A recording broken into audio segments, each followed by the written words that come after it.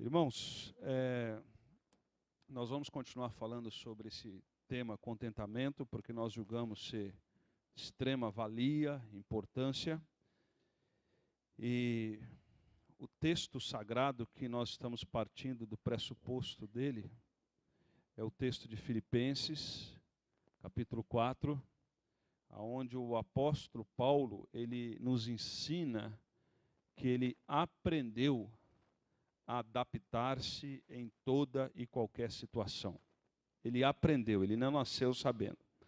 Nós já falamos sobre o problema básico disso, onde começou. E a semana passada nós falamos do grande problema que nós temos, e nós precisamos tomar muito cuidado com isso, porque, via de regra, nós adoramos muito mais o fruto do que a árvore. E nós olhamos para a história de Ana, quando ela pede Samuel ao Senhor, e o Senhor lhe dá Samuel, e tudo o que acontece. Hoje, eu gostaria de compartilhar com os irmãos sobre aquilo que eu chamo um dos grandes inimigos do contentamento. Eu gostaria de partilhar um pouco com os irmãos hoje o que a Bíblia fala sobre a inveja. A inveja sendo um dos grandes inimigos de viver uma vida contente em toda e qualquer situação. Vamos definir o termo, e eu achei isso aí, basicamente, a definição da palavra inveja, nós poderíamos dizer que é um sentimento de desgosto pela prosperidade, alegria ou capacidade de outra pessoa. Então, a melhor definição que eu achei foi essa, simples e bem objetiva. O que é a inveja? É o sentimento de desgosto, pessoal, de tristeza, de desolação pela prosperidade, pela alegria ou pela capacidade de outra pessoa. Eu achei um panfletinho, e eu tirei uma foto muito mal tirada, de um grupo de ajuda com pessoas que têm problema de inveja, e eles dizem assim, eles colocaram alguns níveis da inveja. Eles falaram assim, primeiro nível, não ficar feliz com o sucesso ou a alegria do seu amigo. Você não fica feliz com as conquistas do seu amigo. Nível 2, ficar triste com o sucesso ou a alegria do amigo. Nível 3, ele diz, perder o sono pelo sucesso ou pela alegria do seu amigo. A pessoa já deixa de dormir porque ela fica incomodada porque o outro está bem. 4, sentir-se injustiçado pelo sucesso ou pela alegria de alguém. Então você fica triste, você perde o sono, e o pior nível é o nível onde você se sente injustiçado, porque o outro está bem e você não está. A partir disso, eu vi a sabedoria popular, eu queria citar um puritano do século XVII, Thomas Brooks, que ele diz o seguinte sobre esse tema, sobre inveja. Ele diz assim, a inveja tortura as afeições, incomoda a mente, inflama o sangue, corrompe o coração, devasta o espírito, e assim se torna ao mesmo tempo torturadora e carrasca do homem. Sendo assim, só uma receita para este mal. E ele diz, qual é a receita para este mal? A morte dos invejosos na cruz, com Cristo. Não estou falando de doutrina da cruz, mas eu estou falando da doutrina da nossa morte na cruz. A inveja é tida como um dos pecados capitais que o Papa Gregório determinou como sendo um dos 7 pecados capitais que a Igreja determinou como sendo a matriz dos pecados. A Igreja Católica dizia que o orgulho é o pecado dos bons. Mas a inveja é o pecado de quem olha para os bons. A partir disso, eu quero lidar com um texto, nesse início, sobre um texto que cita um homem tendo inveja de outro homem, como isso aconteceu e quais foram as consequências disso. 1 Samuel, capítulo 18, no texto sagrado de 1 Samuel, capítulo 18, narra uma história bastante interessante. A história de Saul e Davi. Mas antes de ler essa história, eu queria só fazer uma diferença para não confundir a nossa cabeça entre ciúme e inveja. E eu achei essa definição do reverendo Elber, da editora Ultimato. E ele diz assim: a diferença entre inveja e ciúme e inveja é que o primeiro, o ciúme, nos faz ter medo de perder aquilo que possuímos, enquanto que a inveja nos provoca tristeza pelo fato de outros possuírem aquilo que não temos. Então, essa definição do reverendo Elber, ele diz o seguinte, vou ler de novo. A diferença entre ciúmes e inveja é que o primeiro, ciúmes, nos faz ter medo de perder aquilo que possuímos, enquanto que a inveja nos provoca tristeza pelo fato de que os outros possuem aquilo que não temos. A partir disso, vamos ler o texto sagrado de 1 Samuel, capítulo 18. Eu lerei o texto do capítulo 18, do verso 6 até o verso 12. E a palavra de Deus diz o seguinte, 1 Samuel 18, de 6 até o versículo 12, diz o seguinte: quando os soldados voltavam para casa depois que Davi matou o filisteu, as mulheres saíram de todas as cidades de Israel ao encontro do rei Saul, com cânticos e danças, com tamborins, com músicas alegres e instrumentos de 3 cordas. E as mulheres dançavam e cantavam. Saul matou milhares e Davi dezenas de milhares.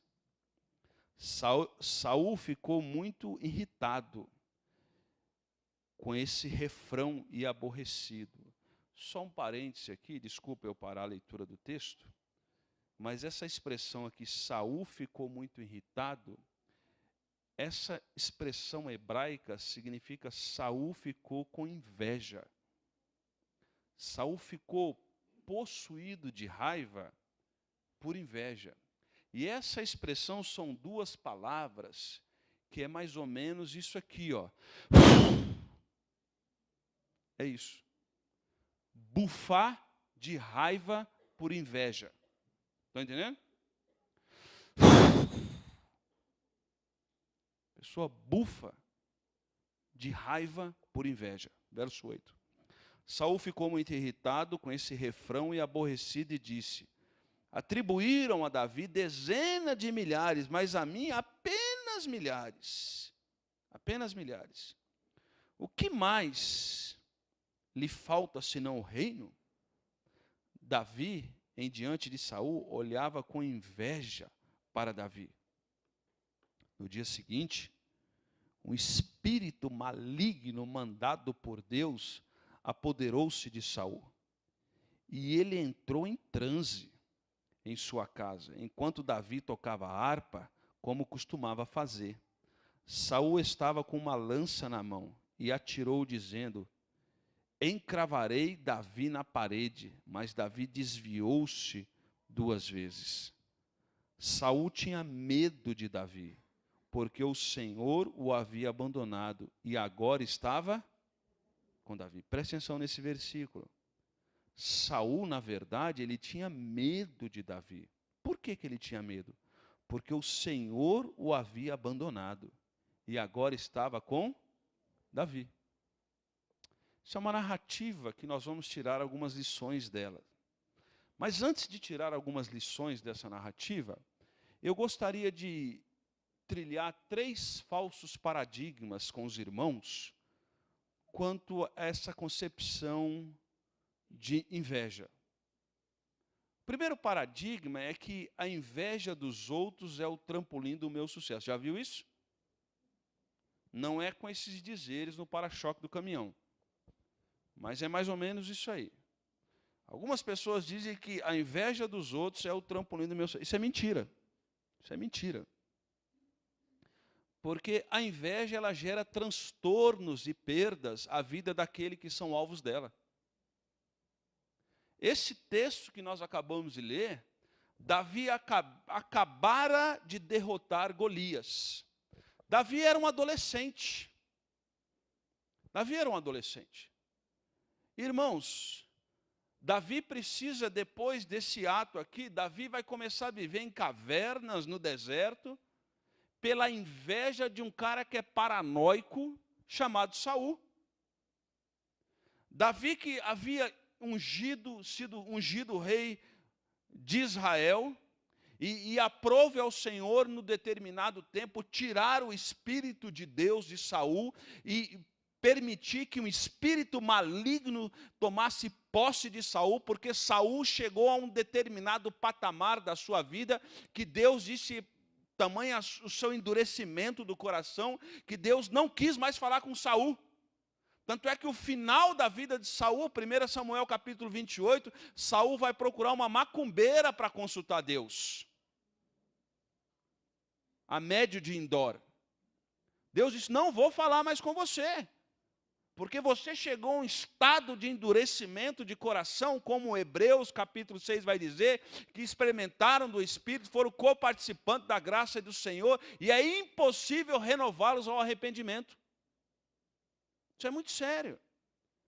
Saul deixou a inveja tomar conta do seu coração, que ele tornou a vida de Davi um inferno, a ponto de Davi ter que correr para uma caverna, a famosa caverna de Adulão, a ponto de Davi estar no deserto por cerca de 8 a 12 anos, com a promessa do trono de Deus sobre ele, da unção de Deus sobre ele. Ele precisa viver uma vida fugindo de Saul. E quando Davi tem oportunidade de matar Saul, ele não o faz. Ele não o faz. Ele poderia ter feito. Então, essa ideia de que a inveja dos outros é o trampolim do meu sucesso, isso é mentira. Porque causa sim transtorno, causa muito transtorno, causou transtorno na vida de Davi. Por trás desse conceito errado está inserido a ideia de orgulho, de vingança. Segundo o paradigma errado sobre essa fala da cultura popular, esse falso paradigma de inveja, são pessoas que dizem assim, eu não tenho inveja. Por exemplo, se eu levantar a mão aqui e falar assim, quem aqui tem inveja? Possivelmente ninguém vai levantar a mão.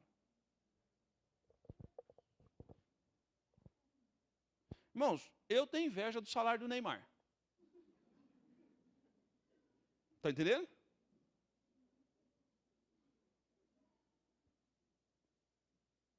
Você fala assim, pastor, mas... né? Tá, irmão. Você acha que isso... vai ser atendido no hospital com um plano de saúde bom e vai pelo Me Segura Jesus para você ver a diferença que vai ser. O Me Segura Jesus que os políticos nos dão aí, eles não são atendidos lá. Aliás, o Cristóvão Buarque, ele fez um projeto de lei que nunca vai ser aprovado no nosso país, que todo filho de político deveria estudar em escola pública e todo político deveria ser atendido pela rede pública de saúde. Quando um político lá do Piauí, lá do Maranhão, lá do Amazonas, passa mal, eles não vão no postinho médico de Piripiri do Piauí. Sabe onde eles vão? No Albert Einstein. Então, muito cuidado com as concepções, porque a gente não tem inveja. Isso é mentira. Porque todo mundo aqui tem inveja. Todo mundo tem inveja. Há pessoas que não sabem que tem. Há pessoas que sabem quem tem e fazem o quê? Faz o quê? Esconde. Se eu tivesse o emprego que o irmão tem. Ah, se eu tivesse a sorte que o irmão tem.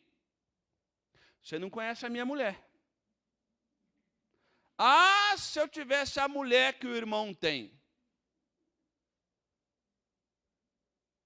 Ah, se eu tivesse o carro que o irmão tem. Ah, se eu tivesse o corpo que. Ah, se eu tivesse o cabelo. Ah, se eu tivesse. Então, a gente vive nessa síndrome do Peter Pan. E sempre nós estamos de olho na terra do nunca. E a gente continua andando com pequenos o resto da nossa vida. Pessoas que sabem e escondem, são especialistas em esconder. Mas há aqueles que sabem e fazem o quê? Confessam. Reconhecem e confessam. Terceiro paradigma falso é que a inveja gera motivação para alcançar. Então, vamos fazer uma diferença aqui entre inveja e admiração. Deixa eu dizer uma coisa para vocês. Eu tenho admiração por alguns pastores. Eu admiro. Mas é diferente, por exemplo, de eu sentir inveja. Qual é a diferença de admiração e inveja nesse caso específico? Vamos supor que um pastor famoso, que eu gosto, que eu admiro, que fala bem, cai em pecado e perde o ministério. Aí lá no fundo eu falo assim, bem feito. Sabia que ia acontecer isso.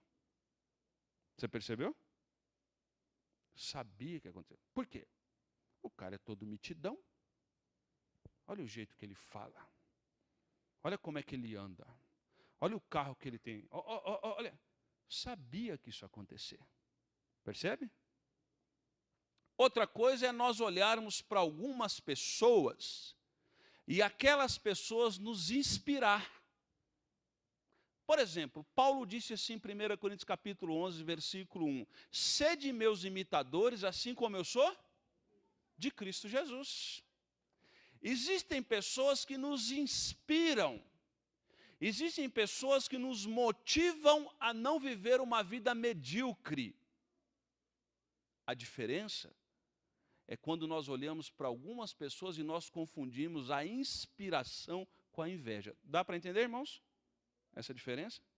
E nós precisamos de pessoas que nós admiremos. Que a gente possa olhar para elas e falar assim, está aí um exemplo que eu quero seguir. Mas muito cuidado que a linha é muito tênua. E aqui, quando a gente fala de inveja, podemos dizer que a inveja gera e motiva, nos traz, desculpa, a construção está errada aqui, a inveja gera em nós uma motivação hostil para com outros.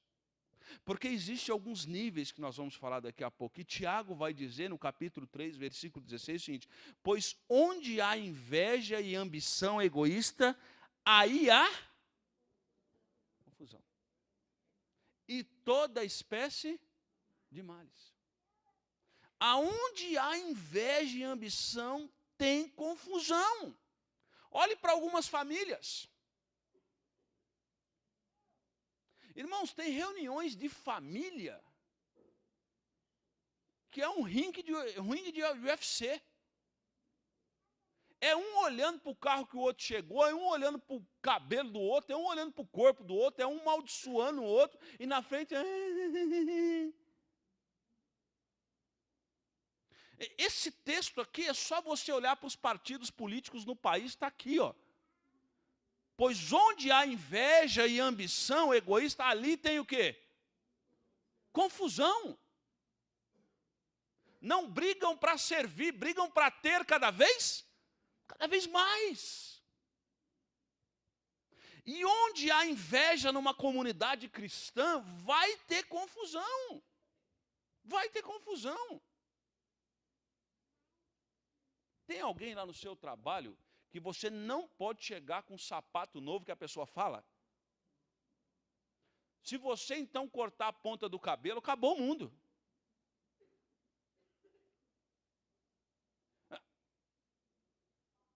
Se você então trocar o carro, você tem que parar no estacionamento escondido.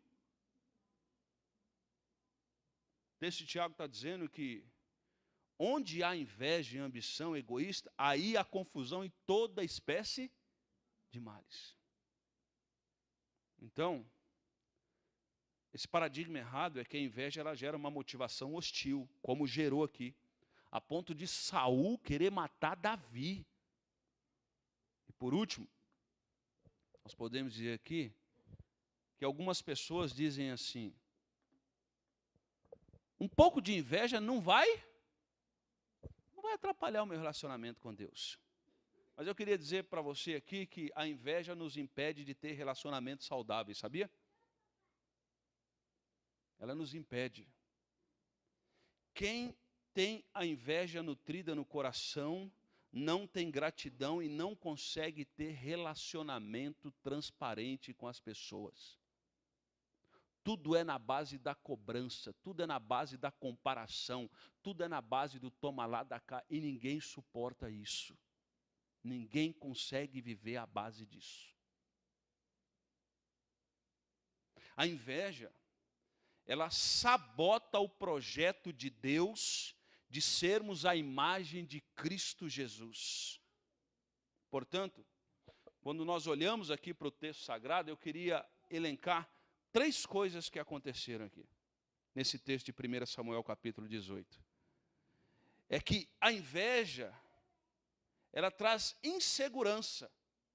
Presta atenção no texto de 1 Samuel capítulo 18 aqui, que no versículo 6 diz assim, 1 Samuel 18, 6 diz: quando os soldados voltaram para casa, depois que Davi matou os filisteus, as mulheres saem gritando. Irmãos, o que as mulheres saem gritando? E lembre-se da história de Davi e Golias.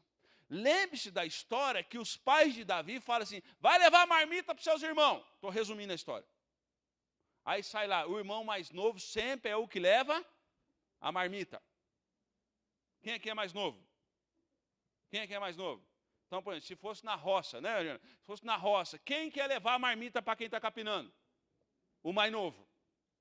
Aí o mais novo está lá levando a marmita. Quando ele chega lá, ele vê aquilo que está acontecendo, e o mais novo, que tem bastante irmão mais velho, sabe o que acontece.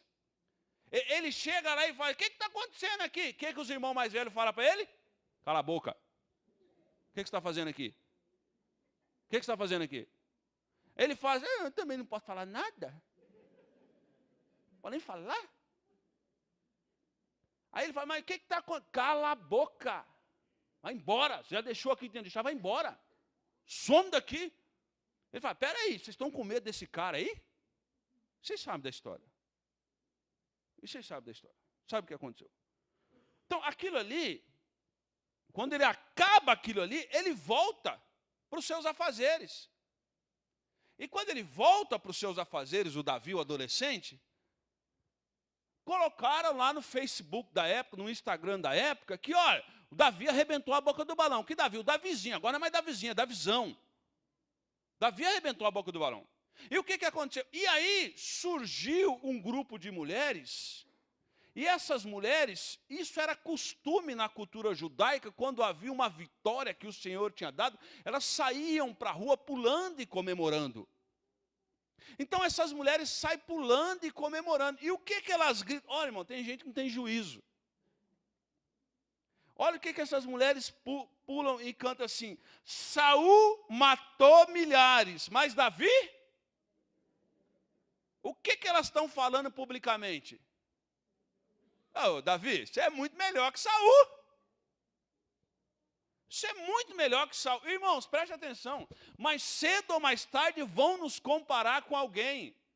E sempre na vida vai ter alguém melhor que a gente. E nós precisamos equacionar isso na nossa cabeça. Nós precisamos lidar com isso. Nós precisamos entender o nosso papel. Nós precisamos entender para que o Senhor nos chamou? Olha aqui, irmãos, Deus tinha dado o trono a Saul. E Saul era um camarada grande. Lembra lá quando o Senhor o escolheu? Ele estava na feira, lá na feira de sábado, lá esqueci o nome do bairro, lá em Jacareí, lá no campo da Ponte Preta. Santa Maria, ele ia para a feira do Santa Maria, e o texto sagrado diz que o ombro dele sobressaía as outras pessoas. Lembra do nadador Gustavo Borges? Um dia eu encontrei com o Gustavo Borges no aeroporto. A perninha dele é igual a minha, mas o tórax andando assim. Então Saul era fortão, vistoso. Davi era pastor de ovelhas. Davi era diferente da época. O texto sagrado diz que ele era ruivo. Ele era diferente. Tinha uma formosura nele que a mãe dele conseguia ver.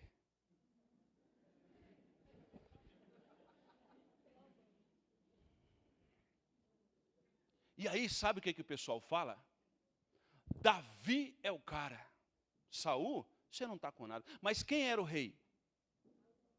Irmãos, presta atenção que existem pessoas que são tão imaturas que nós precisamos tomar até cuidado quando a gente elogia os outros na frente da pessoa. Não deveria. Não deveria.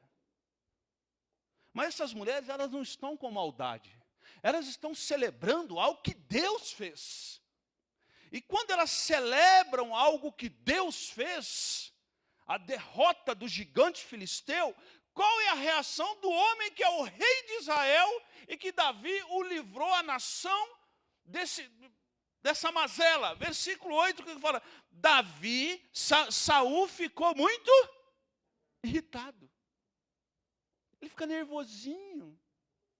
Ele fica nervosinho, sabe por quê? Ele queria que a torcida gritasse o nome dele.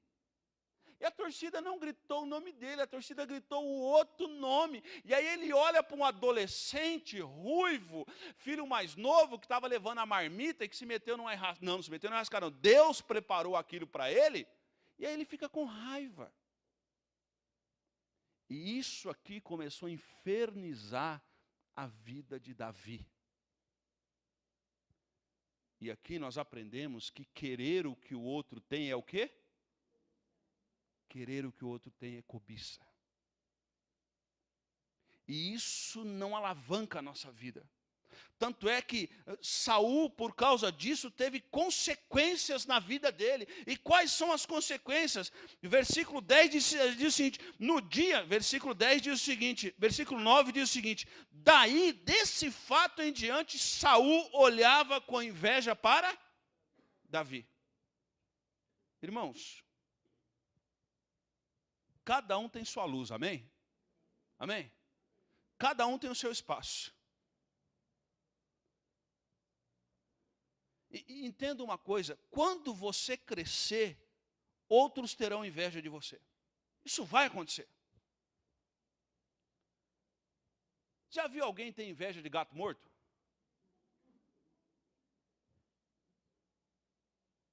Alguém aqui no Campeonato Brasileiro tem inveja do CSA? Mas se eu falar assim, quem tem inveja do Flamengo aqui? Eu sou o primeiro.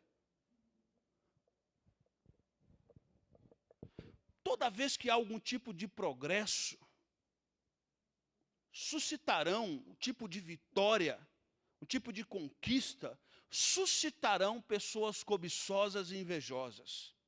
Mas você não precisa ter medo, e você não precisa jogar com as regras daquelas pessoas. Olha o que fala 1 Samuel, capítulo 23, versículo 17, folheia a sua Bíblia, nós não temos projetado. 1 Samuel,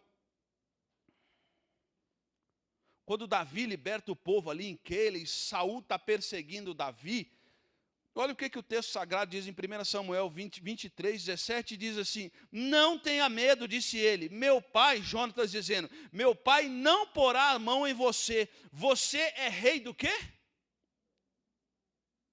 E eu lhe serei o segundo em comando, até meu pai. Sabe o que Saul estava armando depois de ter inveja de Davi? Ele disse assim, agora eu vou colocar o meu filho no trono. Olha que interessante quando você encontra com pessoas na frente que não reproduz inveja dos outros. Jonatas era filho de Davi. Jonatas sabia que ele podia ser o próximo rei de Saul. E ele sabia dessa sequência. Sabe o que Jonatas diz? Nós precisamos ler isso aqui de novo, 23, 17. Sabe o que Jonatas diz para Davi? Olha só, 23, 17 diz assim: não tenha medo, disse ele, meu pai não porá a mão em você. Sabe o que é isso aqui? Quando Deus te deu algo, pode ficar tranquilo. Pode ficar tranquilo. Uma vez uma pessoa falou para mim assim: pastor, você faz oração contra o olho gordo? Eu faço qualquer tipo de oração. Se você fizer um bolo de fubá, então, e um café, eu faço. Vem cá, vamos fazer oração contra o olho gordo. Tem uma espiritualidade diet aqui que você vai ver como é que... Não tenha medo disso. Meu pai não vai pôr a mão em você. E olha o que Jonatas, filho de Davi, fala: você será rei de Israel. E olha o que o cara fala. O cara tinha tudo para ser o primeiro. Olha o que ele fala: e eu serei o quê? Serei o segundo. Olha, um cara bem resolvido, que não tem inveja, não tem cobiça. Olha que estamos juntos nesse negócio aí. Deixa eu dizer uma coisa aqui. Meu pai já sabe que você vai ser rei, o filho do Saul. Meu pai já sabe. E vamos dizer o seguinte, ó, vamos começar aqui, vamos trabalhar em grupo, tá bom? Vamos trabalhar em conjunto. E Jonatas, olha que bonito que Jonatas sabia que o que ia acontecer com o pai dele. Sabia. E ele disse: Davi, você tem a unção de Deus sobre você. Então, eu estou reconhecendo. Sabe o que eu vou fazer? Eu vou te apoiar. O cara não é bobo não, irmãos. O cara não é bobo não. Sabe o que eu vou fazer? Eu vou te apoiar. Perceba que Jonatas é criado por um pai que tem inveja, mas a inveja não passa para a vida.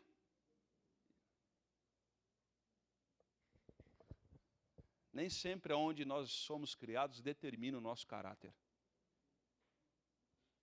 Porque a graça do Senhor é conosco. E se a graça do Senhor é conosco, mesmo se a gente foi criado em ambiente de inveja e cobiça, o Senhor pode transformar isso. Jonas tenha a certeza que ele não precisa jogar regras sujas. Jonatas não tem medo de ser sombra. Jonas entende quem Deus chamou e cada um tem a sua luz, o seu ministério.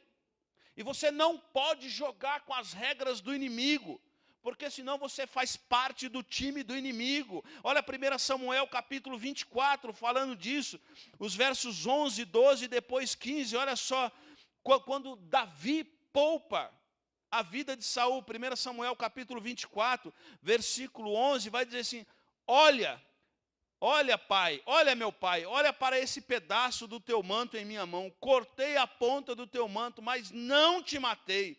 Agora, entende, reconhece que não sou culpado de fazer mal ou de rebelar-me. Não te fiz mal algum, embora esteja à minha procura para tirar a minha. Perceba o tormento que Saul leva a Davi. Olha o verso 12. O Senhor julgue entre mim e ti, vingue entre os males que tens feito contra mim, mas eu não levantarei a mão contra ti. Sabe o que Davi está nos ensinando aqui? Que Deus tem o controle da história. E que você não precisa maquinar o mal contra aqueles que maquinaram o mal contra você a partir de inveja. Você não precisa. Você não pode fazer isso. Deixa eu usar uma lógica aqui com vocês que eu sempre uso. Davi está na caverna e ele consegue arrancar um pedaço do manto de Saul e depois ele mostra e fala: se eu quisesse te matar, eu te matava. Que eu tive a oportunidade. Então deixa eu usar uma lógica com vocês aqui. Vamos supor que alguém que tem inveja de você lhe fez mal. E aí você resolve pagar com a mesma moeda. Vamos supor que amanhã ou depois essa pessoa se converta e se consagre a Deus. E ela coloca essa causa diante de Deus, porque você também fez mal contra ela. Contra quem Deus vai se vingar? Contra quem? Na lógica. Então cai fora disso. Você está entendendo? Cai fora disso. Não faça isso.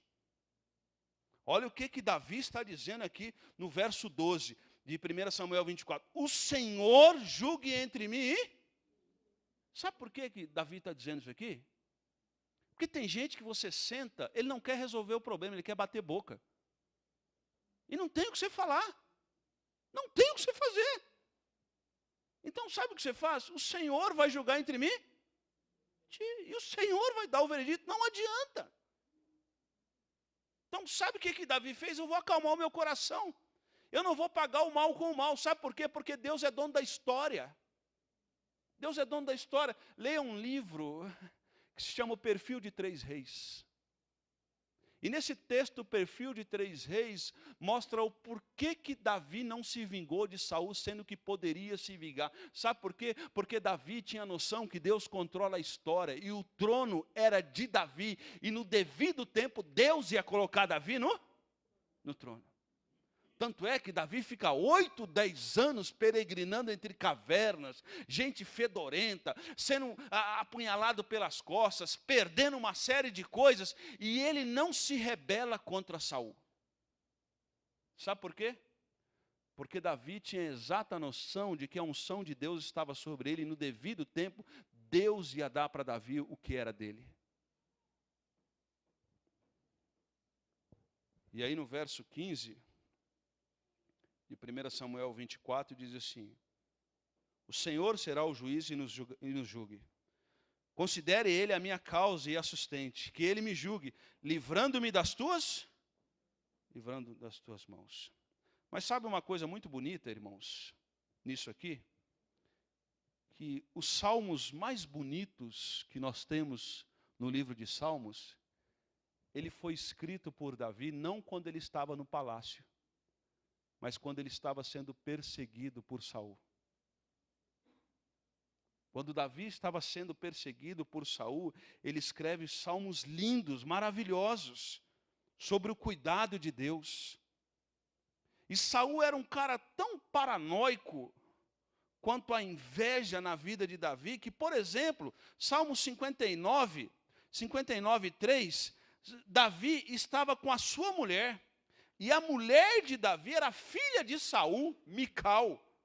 E não é que o Saul queria matar o Davi junto com a Mical? Tamanha era a raiva. E no Salmo 59, 3, Davi escreve o seguinte. Olha como é que estava o coração desse camarada. Salmo 59, 3, vê como ficaram a minha espreita. Homens cruéis conspiram contra mim, sem que eu tenha cometido qualquer delito ou pecado. Eu não fiz nada. E olha o que Saul está dizendo.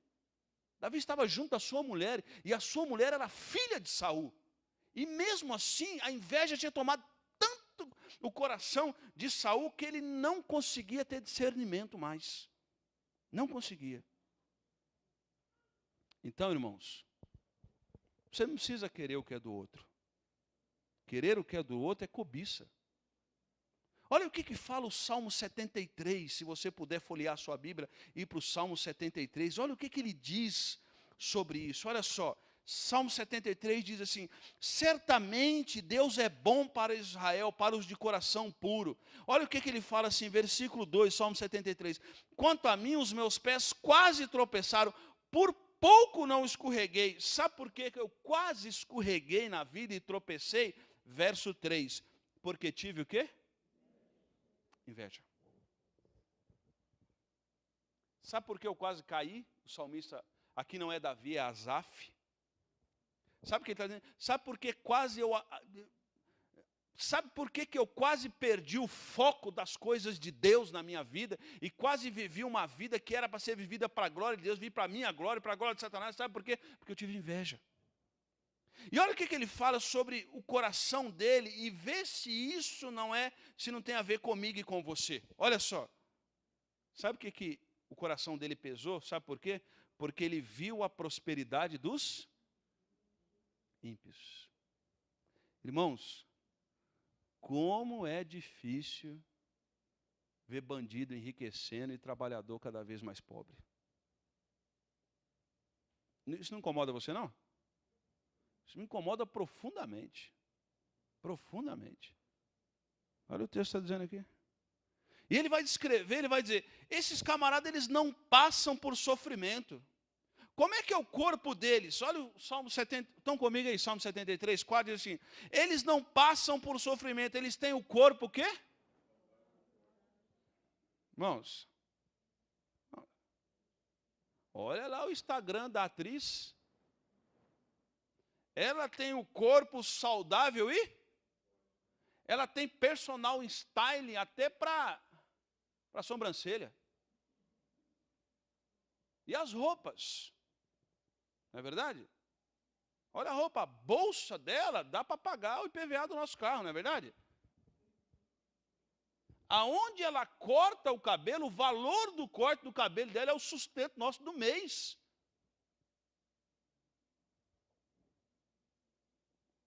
Eles têm corpo saudável e forte. Quando eles passam mal, eles têm como pagar hospitais caríssimos. Estão livres dos fardos de todos. Não são atingidos por doenças como os outros. Verso 6. Por isso, o orgulho lhes serve de colar, e eles se vestem de violência. Olha só, do seu íntimo brota a maldade, da sua mente transbordam maquinações. Eles zombam e falam com más intenções, com a sua arrogância ameaçam a opressão, com a sua boca rogam a si os céus, com a sua língua apossam na terra. Sabe o que acontece? Por isso o povo se volta para eles. O povo se volta para eles e fazem protestos. Aplaude os bandidos. Olha o que fala o verso 10. Por isso o seu povo se volta para ele e bebe das suas palavras até saciar-se. Eles dizem, como saberá Deus, terá conhecimento Altíssimo? E aí ele fala no verso 12, assim, que é um exemplo típico da cultura brasileira dos poderosos. Olha o verso 12, o que diz. Assim são os ímpios, sempre despreocupados. Não só despreocupados, mas aumentando as suas riquezas. Dá para entender isso? Verso 13. Certamente foi inútil manter puro o coração e lavar as mãos da... Sabe o que o salmista está dizendo aqui? Será que compensou ser fiel a Deus? Será que compensa fazer as coisas certas? Porque ele diz, eu quase escorreguei, porque eu olhei para os ímpios e eu tive inveja. Olha o que ele continua dizendo, e é importante essa leitura aqui. Versículo 16. Quando tentei entender tudo isso, achei muito difícil para mim. E aí ele diz assim, até que entrei na presença de Deus, no santuário de Deus, e então compreendi o destino dos ímpios. E ele diz assim, certamente Deus os põe em terreno escorregadio e os fazem cair na ruína. Eu não preciso invejar os ímpios e a prosperidade dos ímpios. Sabe por quê? Porque eles estão caminhando em caminhos escorregadios. Escorregadios. Eu não preciso ter a crise de Saul. Eu não preciso ouvir os outros elogiando os outros e aquilo alimentar o meu ódio e a minha raiva. Eu não preciso causar mazela na vida de outros. Muito pelo contrário, se eu entender quem eu sou, quem me chamou e quem cuida de mim, a minha vida será uma vida de contentamento. Porque foi para isso que o Senhor nos chamou. Porque se a minha vida não for uma vida de contentamento, a inveja vai roubar a minha identidade. Saul perdeu a identidade. Vocês lembram o final da vida de Saul? Qual foi o final da vida dele? Aonde ele foi achado morto e como ele morreu? Agora na bandeira de Israel há uma estrela.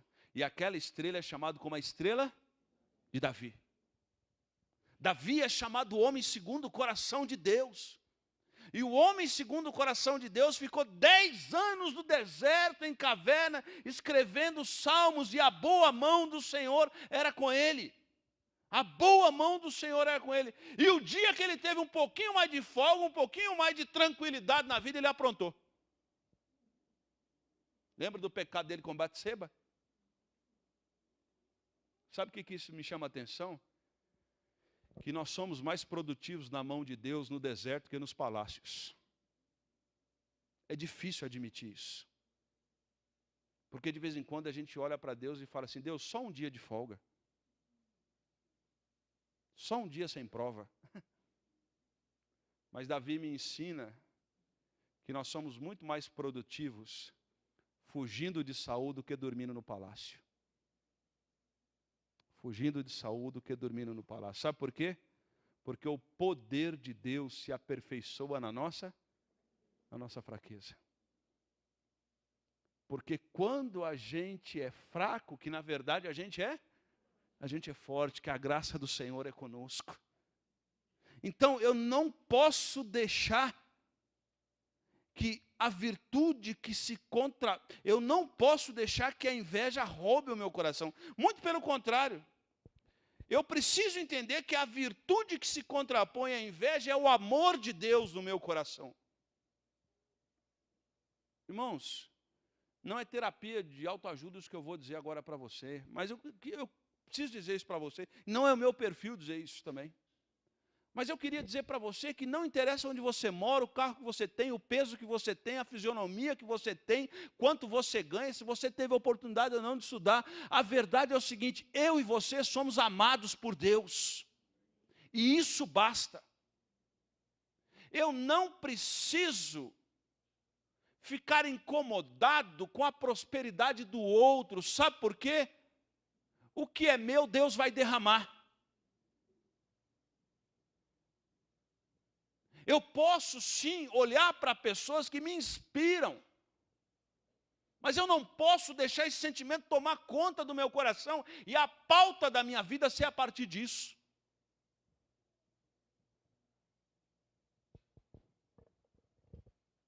Eu preciso entender que, como discípulo de Cristo Jesus, que a inveja é obra da carne. E eu preciso correr para o fruto do Espírito e descansar no amor de Deus sobre mim. Eu preciso aprender, à luz da palavra do Senhor, a alegrar-me com quem se alegra. Mas eu preciso também aprender aquilo que é fácil para a gente: chorar com os que choram. Chorar, sentir a dor de quem está sofrendo é fácil. Mas o grande exercício aqui é alegrar com quem conseguiu as coisas, com quem Deus abençoou. E aqui eu quero encerrar mais uma vez, que eu vou fazer isso todo domingo nessa série. Eu quero encerrar mais uma vez com Provérbios capítulo 30. Se você puder ir para lá.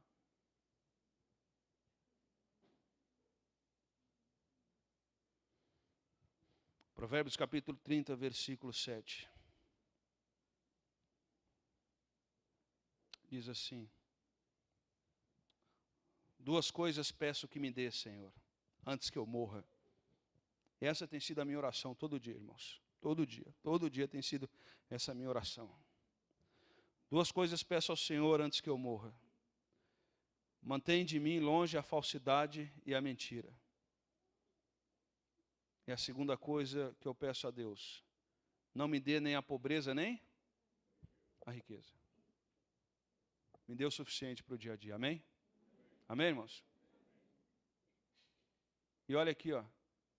Eu tenho pedido para Deus o seguinte: se Deus der a riqueza para alguém que está do meu lado, me ensine a Deus a me alegrar. Me ensine a alegrar. Saul matou milhares.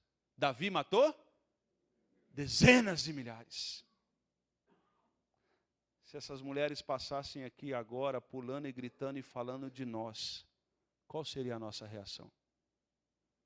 Nós olharíamos para a manifestação daquelas mulheres e iríamos dizer, glória a Deus, porque Deus usou Davi para matar o filisteu. Ou nós diríamos, por que não fui eu? Por que não fui eu?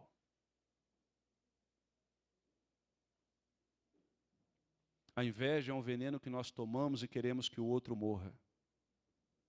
Mas ela mata a gente. Senhor, não me dê a pobreza nem a riqueza. Me dê o suficiente para cada dia.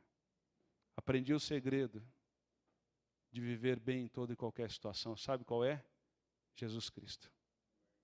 E aí eu descanso no amor de Deus. E no amor de Deus está a minha identidade. A minha identidade não está na minha fisionomia, no meu carro onde eu moro, no meu peso. A minha identidade está em Cristo Jesus. Amém? Vamos orar e vamos pedir a graça do Senhor sobre nós.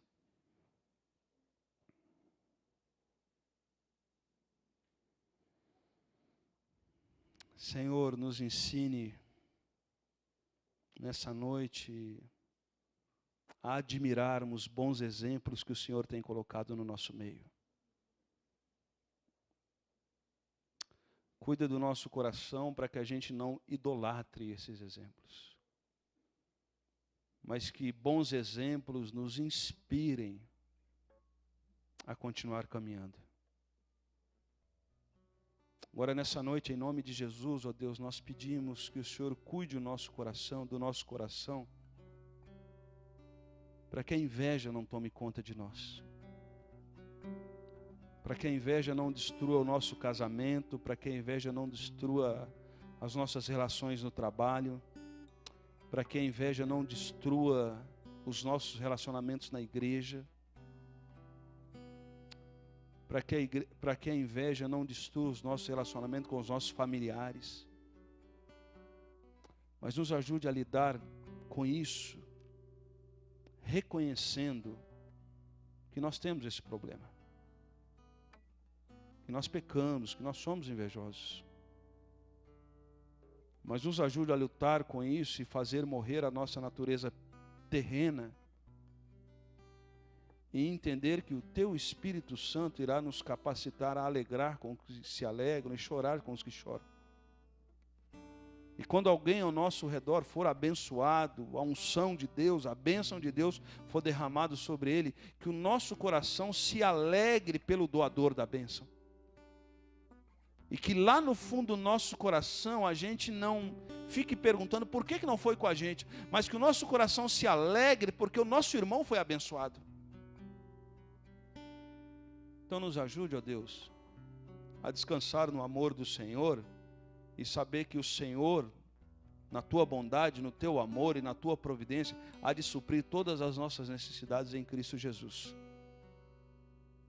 Nos ajude nessa noite a nos apropriar do amor manifesto ali na cruz do Calvário, porque esse amor faz morrer a inveja dentro do nosso coração. Não permita que a nossa inveja redunde em inferno na vida de outros. Que outros sejam prejudicados pelo nosso mau comportamento. Se porventura isso nessa noite, ó Deus, está dentro do nosso coração, repreenda, ó Deus. Repreenda isso, faça morrer. Porque isso faz mal para nós, faz mal para a glória do Senhor e faz mal para outros também. Isso não nos aproxima de Cristo Jesus. Então nos ajude a admirar pessoas que são inspirações para nós. Mas quebra dentro do nosso coração qualquer sentimento de inveja. E nos ajude a viver o contentamento em Cristo Jesus. Em Cristo Jesus. Vamos ficar em pé, irmão, na presença do Senhor. E talvez nessa noite, em oração, sem olhar para a direita, para a esquerda, em oração, talvez você precisa confessar isso diante de Deus. Talvez a gente precisa confessar isso diante de Deus. E eu gostaria, nessa noite, que você não desse outro nome para isso, a não ser o nome que a Bíblia dá, pecado. Não invente desculpa para isso nessa noite, em nome de Jesus. Porque se a gente não reconhecer o erro, não há arrependimento, não há confissão e não há perdão. E nós, como discípulos de Cristo Jesus, igreja de Cristo Jesus, nós precisamos viver longe disso. Então talvez onde você está aí, no seu coração, você tem nutrido isso. Se você tem nutrido isso, essa insatisfação com aquilo que Deus tem dado a outros, se você tem vivido isso, confesse a Deus nessa noite. Confesse a Deus. Confesse a Deus. Talvez você está um pouco frustrado, porque você veio para ouvir palavras de afirmação, e você está ouvindo um confrontamento com o nosso coração. Mas é isso que a Bíblia nos orienta. Então confesse a Deus. Talvez você está fazendo mal para alguém por inveja. Talvez você está mandando indiretas para alguém por inveja. Não faça isso. Você está reproduzindo o comportamento de Saul. Você está reproduzindo o comportamento de Caim, que matou Abel por inveja. Você está reproduzindo o comportamento dos irmãos de José, que venderam José por inveja. Não deixe isso tomar conta do seu coração.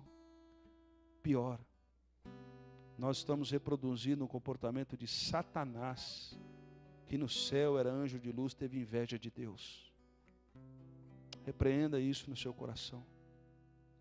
E diga ao Senhor: Senhor, me ensine, ó Deus, a viver feliz com aquilo que o Senhor tem me dado. E se um dia o Senhor me der mais, que o meu coração não se iluda, mas que eu aprenda a viver bem em toda e qualquer situação. Faça essa oração nessa noite, em nome de Jesus. Se você puder dar a mão para o seu irmão que está ao lado, nós vamos fazer a última oração. Nós vamos pedir a graça do Senhor sobre nós. Senhor nosso Deus, nos ajude a viver como Davi, segundo o coração do Senhor. Se porventura nessa noite nós estamos vivendo no deserto, em cavernas, obrigado, porque nada foge do controle do Senhor. Nada foge do controle do Senhor. O Senhor é Deus soberano. O Senhor controla tudo e todos. E nos ajude, ó Deus, em nome de Jesus, a sermos produtivos no deserto. Porque um dia, se o Senhor nos levar para o palácio, que o nosso coração não se desvirtue, mas que o nosso coração continue humilde, servindo ao Senhor. Então cuida de nós, ó Pai. Nos ajude a lidar com esse sentimento para preservar a unidade do corpo de Cristo. Nos ajude a lidar com esse sentimento para preservar a unidade da nossa família. Nos ajude a lidar com esse sentimento para preservar os bons relacionamentos no ambiente de trabalho. Mas nos ajude a lidar com esse sentimento para que possamos glorificar ao Senhor. Para que possamos viver para a glória do Senhor. No nome de Jesus que nós oramos e agradecemos. Amém e amém. Amém, irmãos?